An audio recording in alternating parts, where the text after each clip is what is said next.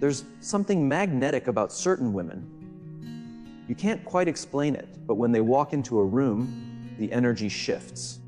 They don't need attention. They command respect. They don't chase love. They attract it effortlessly. And it's not because of how they look, but because of who they are. These women are rare, not because they were born with something special, but because they chose to become it. And that's what I want to talk about today. 5 habits that make a woman truly rare. Rare women don't live for validation. They live for vision. Most people, men and women alike, fall into the trap of wanting to be liked. We adjust our behavior, our opinions, even our dreams, just to fit in.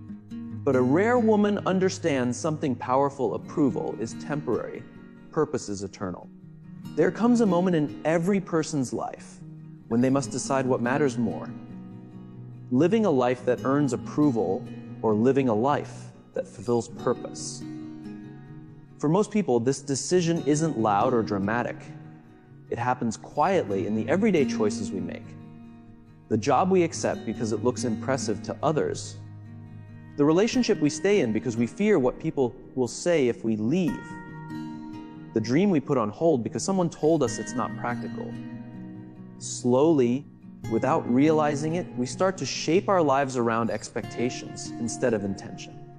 But a rare kind of woman breaks that pattern. She stops asking, "What will they think of me?" and starts asking, "What do I think of me?" She understands that no amount of external approval can fill the emptiness that comes from betraying yourself. The world will always have opinions. That's its nature. One day you'll be praised, the next you'll be criticized.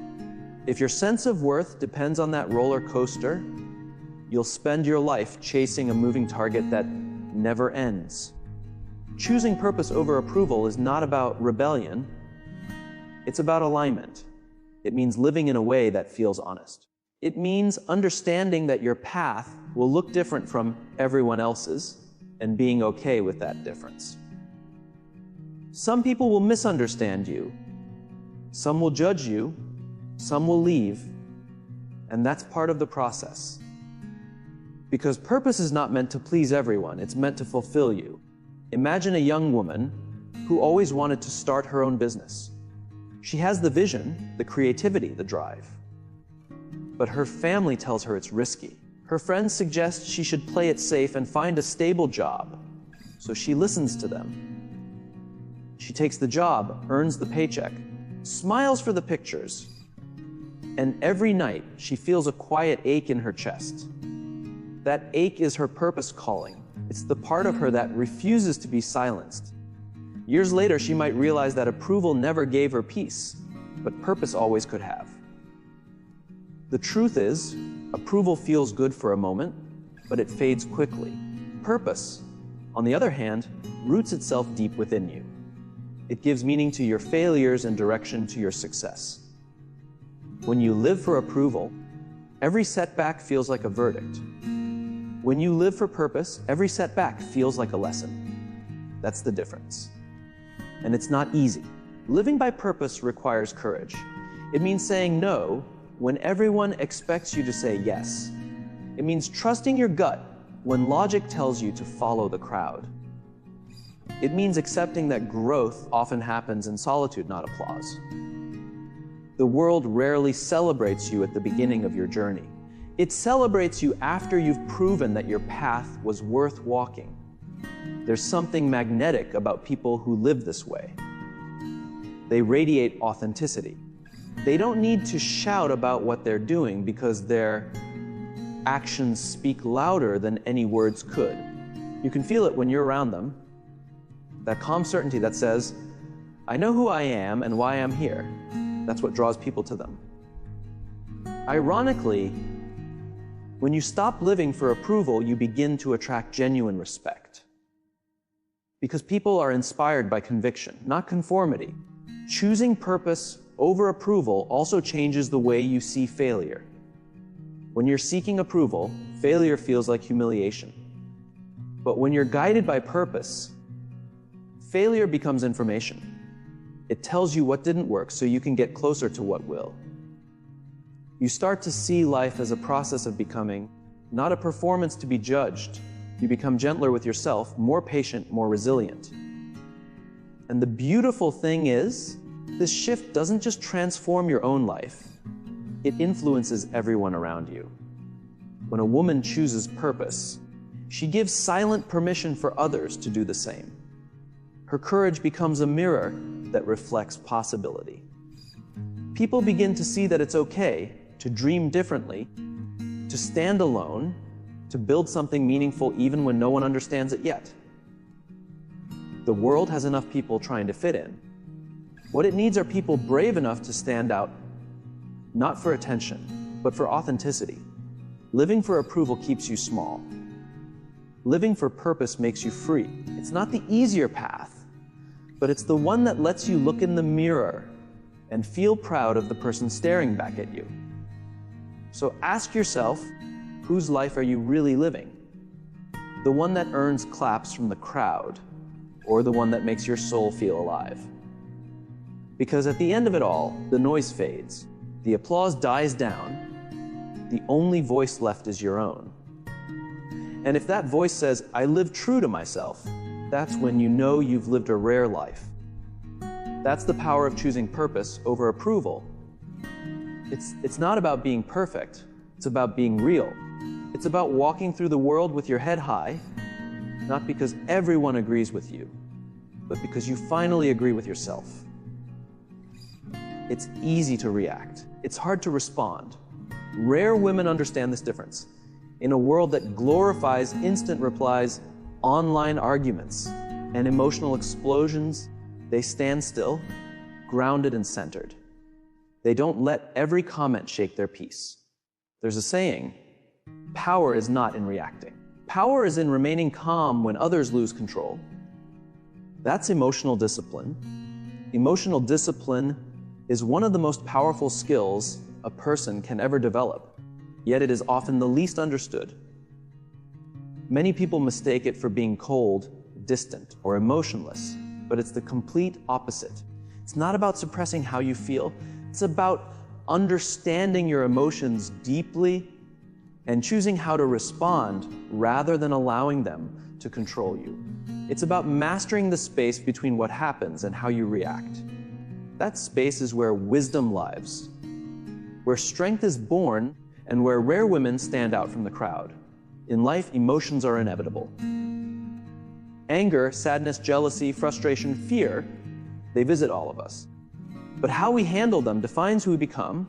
Most people react instantly when triggered. Someone says something hurtful and they lash out. Something goes wrong and they crumble. They let the emotion of the moment dictate the direction of their life.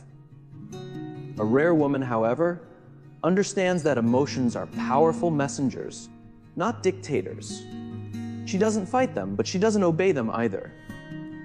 She listens, learns, and then leads herself with intention. Imagine a woman who walks into a meeting where her ideas are dismissed. She feels that familiar wave of anger and disappointment rise inside her. In that moment, she has two choices. She can snap, raise her voice, and let frustration define her, or she can take a breath, hold her ground calmly, and let her composure speak louder than her words ever could. The first reaction might feel satisfying for a second, but the second builds credibility, respect, and self-trust for a lifetime. That's emotional discipline, the quiet power of staying centered when everything around you tries to pull you off balance. When you master your emotions, you master your direction. Emotions are like the weather, they shift constantly. You can't control when the storm comes, but you can decide whether to stand firm or get swept away. The rare woman chooses to be the calm in the storm. She knows that people who cannot control their emotions will always be controlled by circumstances, while those who can lead not only themselves, but others. Think of leaders, mothers, creators, or friends who make you feel safe, who don't add to the chaos, but bring peace into it. They have learned the art of pausing. They know that silence is not weakness, it's wisdom. They can feel the heat of anger, the pull of fear, the sting of criticism, and still choose their next step instead of reacting impulsively. That's not something they were born with. It's something they built through self-awareness, reflection, and practice. Emotional discipline also means you stop giving people the power to control your mood. You realize that not every comment deserves a reaction. Not every insult needs a defense, and not every misunderstanding requires a fight. You begin to see that protecting your peace is more important than proving your point. When you stop reacting to every little thing, you start to gain incredible freedom.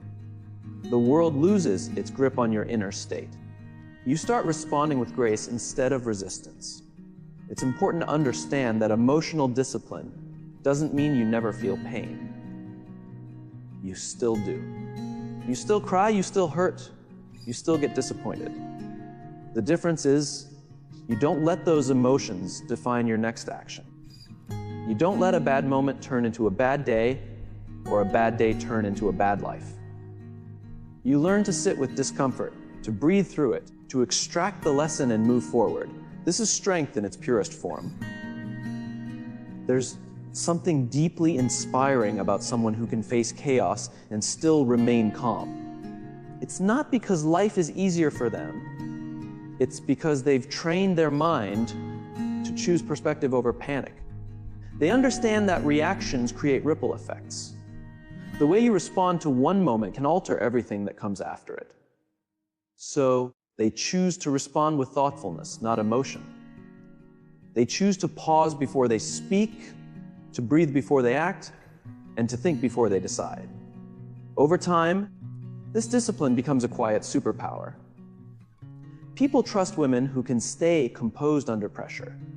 They turn to them in times of uncertainty, not because they have all the answers, but because their presence feels steady. Emotional discipline builds influence, but more than that, it builds peace. It allows you to lead with clarity, to love with maturity, and to live with stability. In relationships, this discipline creates understanding instead of conflict. In work, it turns challenges into opportunities. In personal growth, it transforms pain into progress. When you no longer let emotions control you, you start making decisions from a place of clarity instead of chaos. And that's when your life begins to align with who you truly are, not just how you feel in the moment. It's a daily practice. You don't master emotional discipline overnight. You build it every time you choose not to react immediately. Every time. You breathe through discomfort instead of exploding. Every time you respond with grace instead of anger. Over time, these small choices shape you into someone unshakable. The rare woman who practices emotional discipline walks through life with quiet confidence. She is not the loudest in the room, but she is the most centered. Her calmness doesn't mean she feels less. It means she understands more. And in a world that is constantly pushing people to react, she remains the one who chooses to rise above, to think clearly, to act with purpose. That is her strength. That is her power. And that is what makes her truly rare. We live in a world obsessed with filters and followers. But rare women understand that real power doesn't come from a mirror. It comes from the mind. They read. They learn. They listen, they evolve. They know that trends fade, but wisdom compounds. There's a quiet confidence that comes from knowing you're growing, from understanding that self-worth isn't measured in likes, but in lessons. There is a difference between appearing successful and becoming successful, between looking confident and being confident, between being admired and being fulfilled. Many people spend their lives polishing their image, hoping that if they can look good enough, sound smart enough, or seem happy enough, they will finally feel complete inside. But a rare kind of woman realizes that growth is far more valuable than image. She understands that the work done within will always outlast the impression made outside. We live in a world that rewards visibility. Social media tells us that being seen matters more than being real. It's easy to fall into the trap of performing instead of progressing. You scroll through endless feeds of perfect smiles, flawless skin, and filtered success stories, and without realizing it, you start measuring your worth against illusions. But deep down, there's a quiet voice that whispers, there must be more than this. There must be more to life than pretending. And there is. Growth is what gives you depth. It's what gives you character, confidence, and purpose that no amount of surface polish can replace. Growth is not glamorous. It happens in silence, in solitude, in moments when no one is clapping for you. It happens when you choose to learn instead of complain, when you admit your flaws instead of hiding them, when you decide to become better instead of just looking better. Imagine a woman who spends her evenings not comparing herself to others online, but reading, reflecting, and learning something new. She invests her time in understanding who she is, what she believes in, and how she can contribute to the world. She might not always have the perfect picture to post, but she carries a calm confidence that no camera can capture. People feel her presence, they trust her words. That's the kind of beauty that never fades, because it's built on substance, not performance. Investing in growth means you care more about progress than perfection. It means you're willing to look foolish while learning something new, because you know that every great skill begins with imperfection. It means you value curiosity over comparison. You ask questions, you seek feedback, you challenge yourself even when it's uncomfortable. You stop trying to be impressive and start trying to be real. There's something deeply powerful about people who grow quietly. They are not in a rush to prove themselves because they know that truth needs no decoration. They are rooted, grounded, and unshakable, not because they never fall, but because they keep rising. Growth gives you that kind of resilience. It teaches you that failure is not something to be ashamed of, but a necessary part of becoming. Think of a woman who chooses to spend her weekends learning a new skill instead of chasing approval. She takes online courses, reads about leadership, studies communication, or learns about finance. She knows that every bit of knowledge she gains expands her world. She doesn't need validation because her self-worth is built on competence, not compliments. Years later, when the trends change and the noise fades, she stands tall, not because she kept up, but because she grew up. The truth is, image fades. No matter how perfect you look today, it will change. But growth compounds. It becomes part of your character, your mindset, your decisions, your legacy. It's the invisible foundation beneath everything you do. People might not see the hours you spend improving yourself, but they will feel it in the way you speak, lead, love, and live. When you invest in growth, you also begin to attract different things. The right people find you because they recognize depth. Opportunities come because you've prepared for them, not because you've pretended to deserve them. You stop chasing attention and start earning respect. You stop fearing competition because your focus shifts from being better than others to being better than who you were yesterday. Growth also gives you freedom. When your sense of value comes from within, the world loses its power to define you. You no longer need to please everyone or prove yourself constantly. You can walk away from what doesn't align with your purpose because your worth isn't attached to approval anymore. That's the kind of quiet confidence that changes everything. And yes, growth takes time. It's not instant like a post or a photo. It's slow, steady, and often invisible to others. But the transformation it brings is real. It builds wisdom. It strengthens faith. It creates a sense of peace that no image can replicate. When you grow, you stop chasing the spotlight because you realize your light was never meant to be compared. It was meant to guide. The rare woman understands that her outer beauty might open doors, but her inner growth is what keeps them open. She invests in her mind, her heart, and her spirit because she knows that's where true power lies. She's not defined by how many people notice her, but by how deeply she knows herself. At the end of the day, the image you project will fade, but the person you become will stay. The mirror can only reflect what is visible, but growth shapes what is eternal. So nurture that. Choose depth over display, learning over likes, growth over glamour. Because the woman who keeps growing never stops shining, and her light comes from within. Rare women understand that love without respect isn't love at all. They don't beg to be chosen. They choose themselves first. Setting boundaries isn't about arrogance. It's about self-respect. It's about saying, I will not shrink myself just to make someone else comfortable.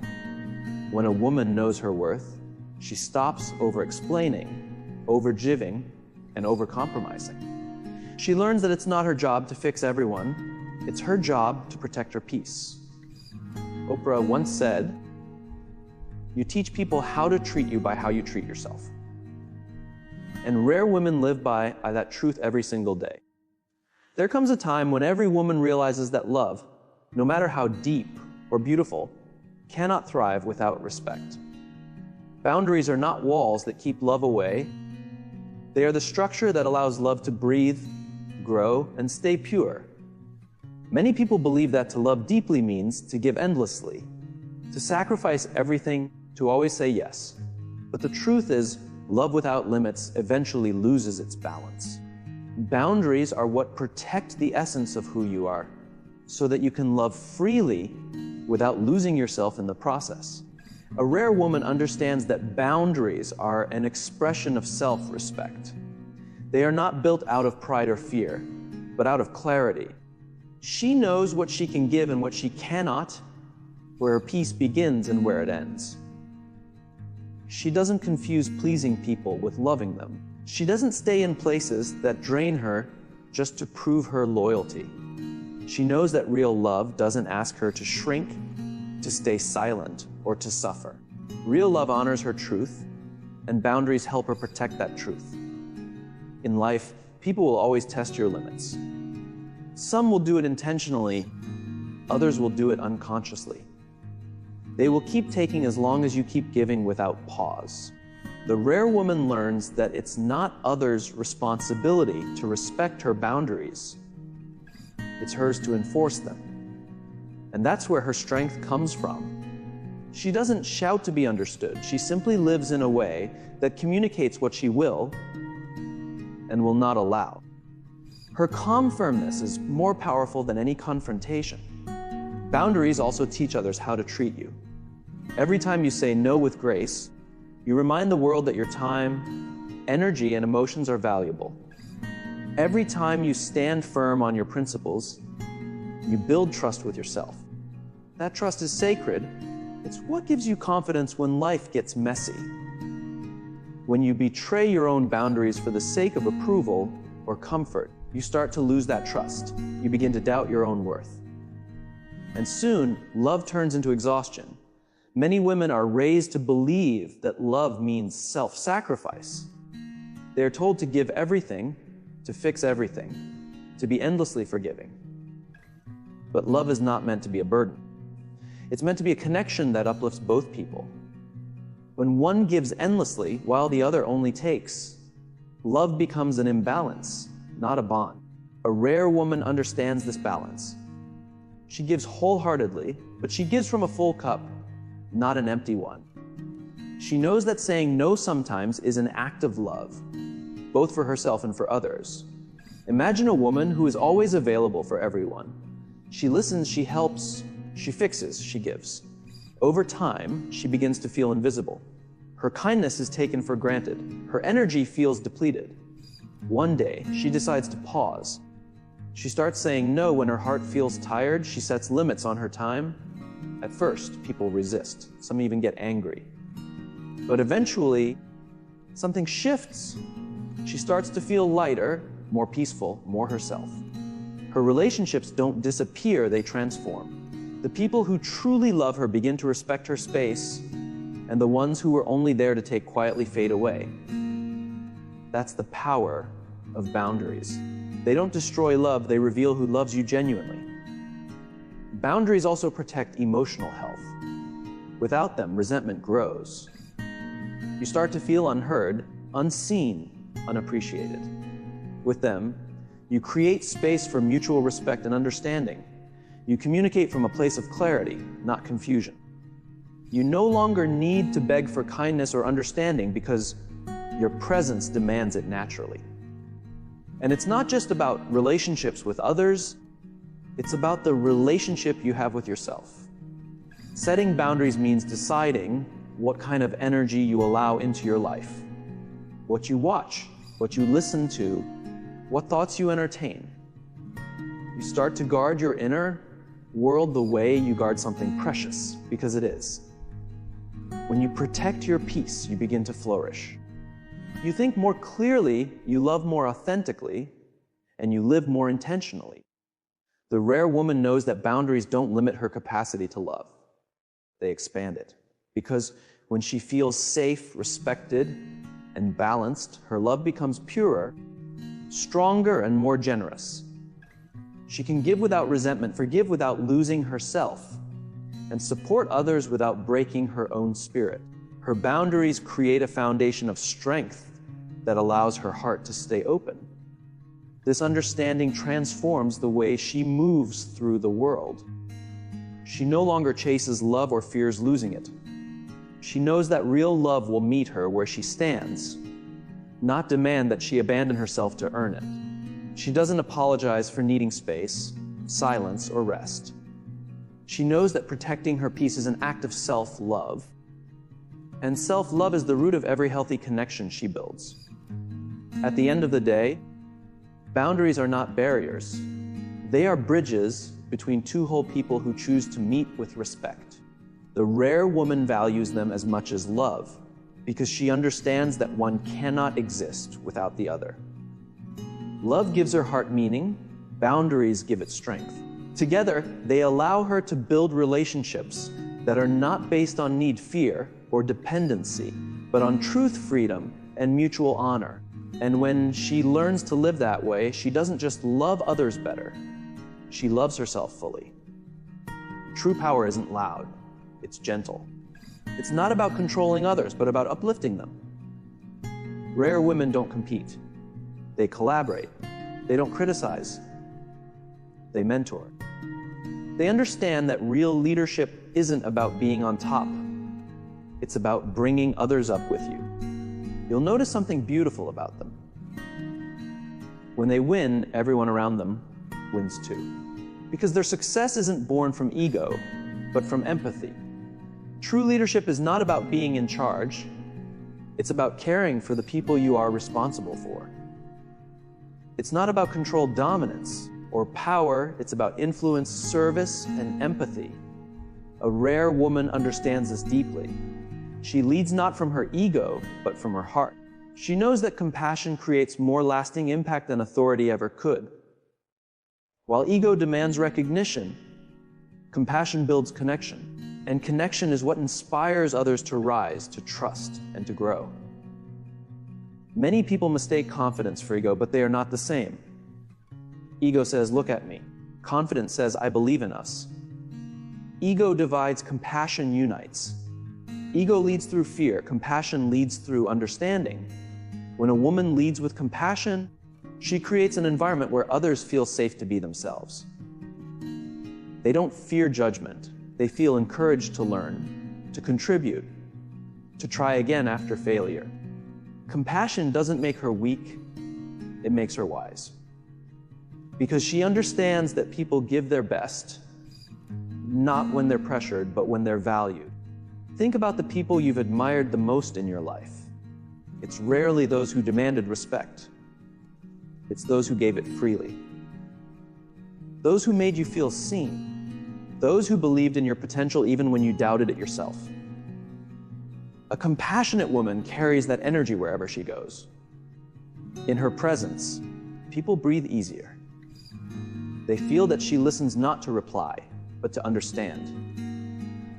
That she cares not only about results, but about the people creating them. That's the kind of leader who leaves a legacy, not because she shouts the loudest, but because she lifts others quietly. Ego thrives on comparison. It needs to feel better than others to feel good at all. Compassion, on the other hand, finds strength in collaboration. A woman who leads with compassion doesn't see others as threats. She sees them as partners. She celebrates other people's wins because she knows success is not a pie that gets smaller when shared.